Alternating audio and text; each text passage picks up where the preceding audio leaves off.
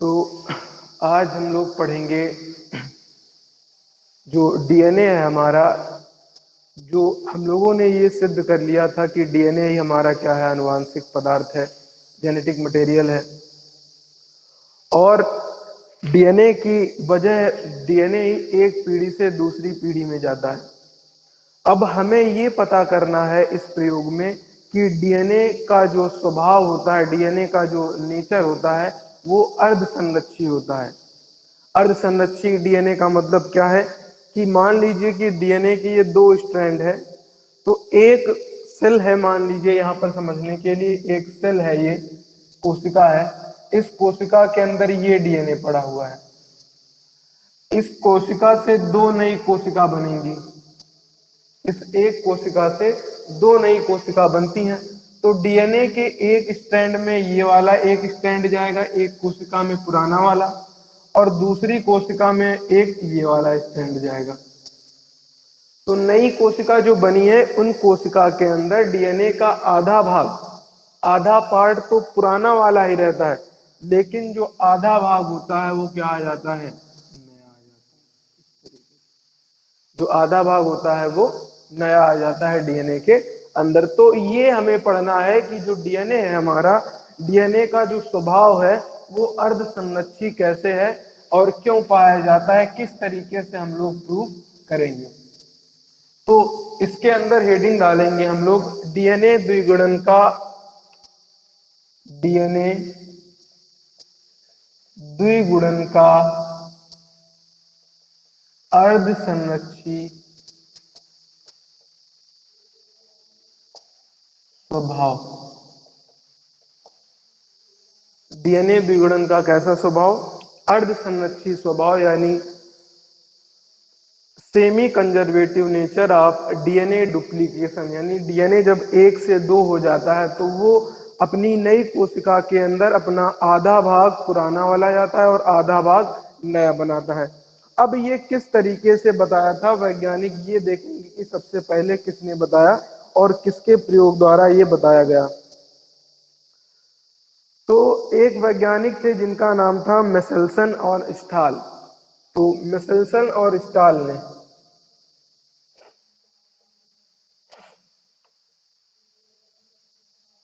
Meselson और stall ने वैज्ञानिक ने 1958 में 1958 ईस्वी में 1900 मेसेल्सन और स्टाल ने 1958 ईस्वी में क्या किया कि इन्होंने एक बैक्टीरिया ई कोलाई के ऊपर प्रयोग द्वारा सिद्ध किया। अब प्रयोग में इन्होंने क्या किया कि जो हमारा नाइट्रोजन है, नाइट्रोजन का इन्होंने एन नाइट्रोजन का उस तरीके से तो परमाणु भार होता है 14, लेकिन इन्होंने ऐसा नाइट्रोजन लिया जिसका परमाणु भार जो है N15 हो। यानी कहने का मतलब है नाइट्रोजन का इन्होंने हैवी आइसोटोप लिया, भारी वाला, और वो कौन सा था, N15 वाला।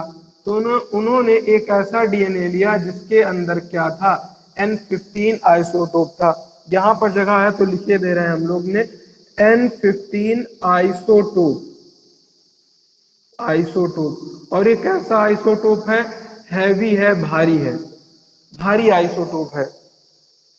जब इन्होंने एक टेस्ट ट्यूब, ये टेस्ट ट्यूब बनी हुई है, और ये ग्रेविटेशन जो हमारा जी लगता है वो हमेशा नीचे की तरफ लगता है वजन के अनुसार। तो 15 और 14 में भारी कौन होगा, 15 वाला। तो 15 वाला जब N15 वाला टेस्ट ट्यूब में भरते हैं तो N15 वजन के कारण टेस्ट ट्यूब की परख नली में चला जाता है। तो ये जो पट्टी दिख रही है ये किसकी दिख रही है, ऐसे डीएनए की पट्टी है जिसके अंदर N15 वाला डीएनए पाया जा रहा है।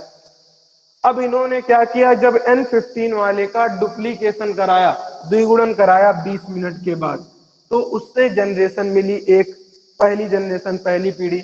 अब हमेशा एक डीएनए से कितने डीएनए बनेंगे, दो डीएनए। तो एक डीएनए से दो नए डीएनए बन गए। लेकिन इन्होंने टेस्ट ट्यूब के अंदर ये जो परख नली है, इस परख नली के अंदर भरा था जो डीएनए के लिए जो नाइट्रोजन भरा था, वो नाइट्रोजन भरा था N14 वाला, N14 वाला, यानी हल्का वाला, लाइट वाला। परख नली के अंदर भरा था नाइट्रोजन 15 वाला, तो दोनों स्ट्रैंड में N15 वाला जो डीएनए है वो डाला, लेकिन परख नली के अंदर N14 वाला भरा था। अब जैसे ही पहली पीढ़ी मिली और पहली पीढ़ी में डीएनए का द्विगुणन हुआ, डीएनए का डुप्लीकेशन हुआ, तो एक डीएनए से दो डीएनए का निर्माण हो गया। तो उसमें हुआ क्या कि जो एक स्ट्रैंड था, पुराना वाला स्ट्रैंड था, वो N15 वाले डीएनए का था, लेकिन जब एक नया स्ट्रैंड बना तो ये इसके अंदर N14 वाला डीएनए पाया जा रहा था। यानी जो परख नली के अंदर N14 भरा गया है, उसके अंदर एक जो स्ट्रैंड है, एक रज्जुक जो है डीएनए का N14 वाला उपस्थित था।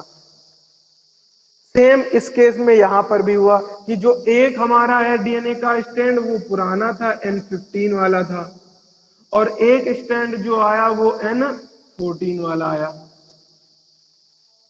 जब इन दोनों डीएनए को परख नली में डाला गया तो ये ना ही ये सबसे परख नली के नीचे थे, ये परख नली के कहां पर आ गए, हल्का सा ऊपर आ गए, या कह सकते हैं परख नली के बीच में आ गए, क्योंकि ये हल्का सा क्या है, इसके अंदर N14 वाला भी है, N15 वाला, यानी इसकी तुलना में ये क्या हो गया, हल्का।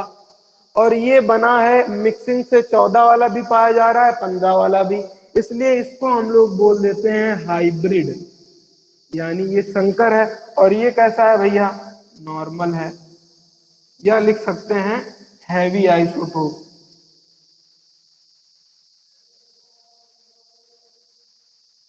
हैवी वाला आइसोटोप है।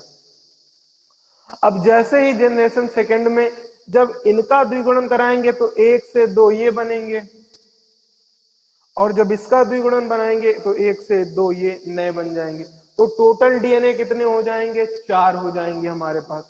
अब इन 4 डीएनए के अंदर हम लोगों को देखना है कि कौन किसका बना, किस तरीके से बना। तो हम लोग इसमें देखते हैं, यहां पर आपको लिख देंगे हम कि जब इसके अंदर एक N15 वाला है तो इसके अंदर भी क्या होगा, एक N15। मान लीजिए कि ये वाला हमारा N15 हो गया, एक इसके अंदर N15 वाला होगा, लेकिन कि जो ये नया पूरा एक बनेगा, इस टेस्ट ट्यूब में केवल एक ही स्ट्रैंड तो है N15 वाला, इसलिए दोनों में से एक के अंदर जाएगा N15 वाला। तो एक स्ट्रैंड जो है हमारा एक रज्जुक डीएनए का वो कौन सा है, N15 वाला, और बाकी में यहाँ पर N14 भरा है, तो हमारे जो नए स्ट्रैंड बनेंगे वो सभी किसके बनेंगे, N14 के। तो ये वाला स्ट्रैंड भी हमारा N14 का, ये वाला स्टैंड भी N14 का, और ये वाला स्टैंड भी हमारा N14 का होगा। अब इसी तरह इसमें बात करेंगे, जब इसके अंदर देखते हैं तो जो केस यहां पर हुआ सेम वही केस यहां पर होगा।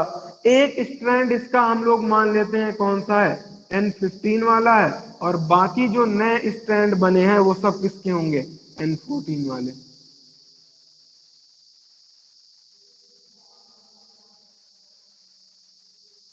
N14 वाले।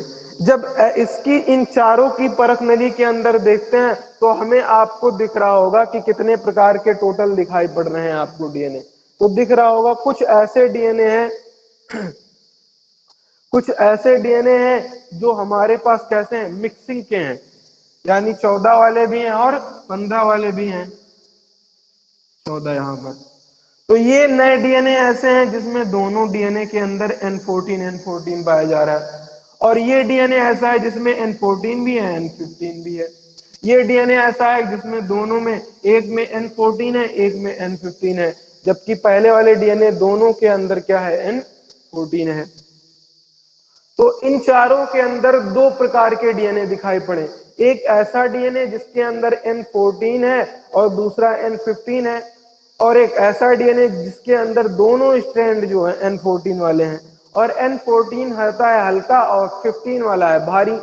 तो ग्रेविटेशन फोर्स के कारण, गुरुत्वाकर्षण बल के कारण जो भारी होगा वो नीचे बैठेगा, जो हल्का होगा वो परख नली में ऊपर रह जाएगा।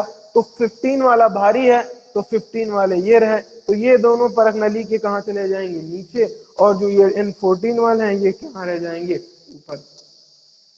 तो इससे यह बात सिद्ध होती है कि जो हमारा डीएनए का जो स्वभाव है, डीएनए डुप्लीकेशन का जो स्वभाव है, ये कैसा है, अर्ध संरक्षी, क्योंकि अर्ध संरक्षी का मतलब है आधा डीएनए संरक्षित रहे, आधा डीएनए हमारा बचा रहे, सेव रहे, इसे ही कहते हैं अर्धसंरक्षी।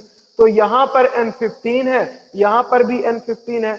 N15 में से एक स्ट्रैंड N15 बना रहा और दूसरा हमारा स्ट्रैंड N14, यानी एक स्ट्रैंड नया बना लेकिन एक पुराना ही बना रहा। इस केस में भी एक पुराना बना रहा, एक पुराना बना रहा, एक नया, यानी आधा क्या रहा, संरक्षित रहा, पुराना वाला ही रहा।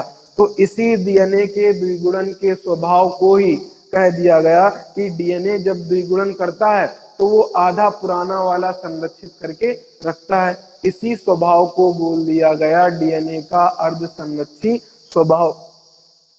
अब इसमें इस पार्ट में हमको लिखना क्या है, ये लिखने वाला मैटर हम आपको जो है व्हाट्सएप पे सेंड कर देंगे, तो आप लोग इसको अच्छे तरीके से लिख लीजिएगा। तो ग्रेविटेशन, एक बार इसको अच्छे से फिर समझ लेंगे।